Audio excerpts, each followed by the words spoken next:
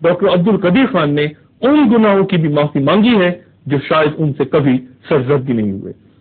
ان کے علاوہ چونکہ اس پورے قصے میں کوئی بھی حکومت یا کوئی دوسرا فرد یا عہدیدار یا ادارہ شریک نہیں تھا، اس لیے کوئی اور اس عزت کا مستحق نہیں ٹھہرے گا۔ یہ تمغہ ہم نے صرف اپنے 66 سالہ سائنسدان کے سینے پر ہی سجانا تھا۔ کوئی معافی نہیں مانگتا، کسی نے کبھی معافی نہیں مانگی۔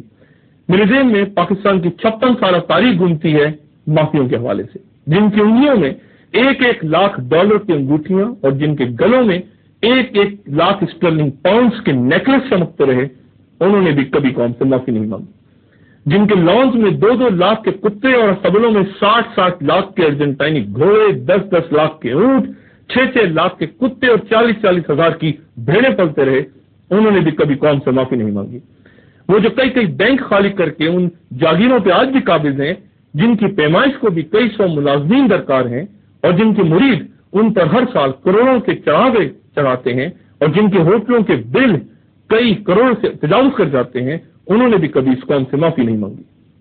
اور وہ جن کی زمینوں پر لاکھوں مزارع جانوروں جیسی زندگی گزارتے ہیں، اور جن کے بچے دنیا کی مہنگی ترین درسگاہوں میں زیر تعلیم ہیں، اور جو ہر سال طوائفوں پر کروڑوں روپیہ لٹا دیتے ہیں، اور جن کے گھر پاکستان کے ہر بڑے شہر میں ہیں، اور جو ہر سال گرمیاں یورپ میں گزارتے ہیں، اور جو بسنت پہ 10-10 ہزار روپے کی پتنگیں اڑا کے لاکھوں روپے کا روٹی ٹکر اپنے مہمانوں کو کھلا کر اپنے اہل خانہ کے سامنے مجروں میں نشے میں دھت بدمست ہو کر ناچتے ہیں، انہوں نے بھی کبھی معافی نہیں مانگی۔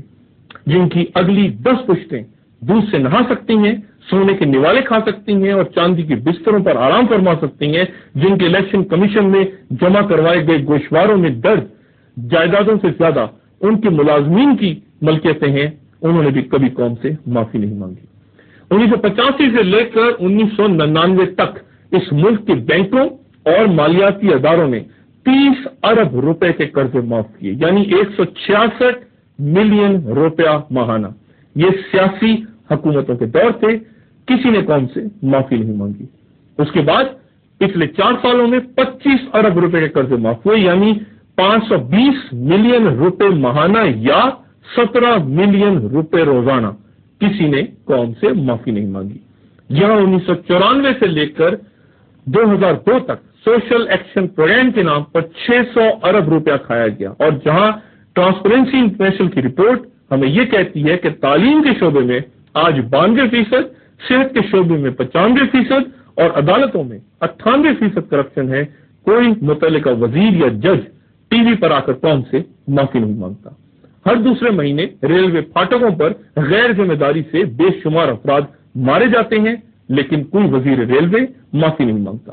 مساجد، امام بارگاہوں، شاہراہوں پر دہشت گرد حملے کر کے بے گناہوں کو خون میں نہلا دیں تو وزیر داخلہ فرماتے ہیں کہ کیا 11 ستمبر کے بعد صدر بش نے معافی مانگی تھی، استعفیٰ دیا تھا؟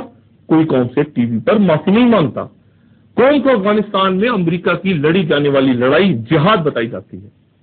طالبان کو کئی سال تک مکمل سپورٹ کرنے کے بعد خون میں نہانے کے لیے چھوڑ دیا جاتا ہے۔ غلط پالیسی کے نتیجے میں ہزارہ بے گناہ جانیں گنوا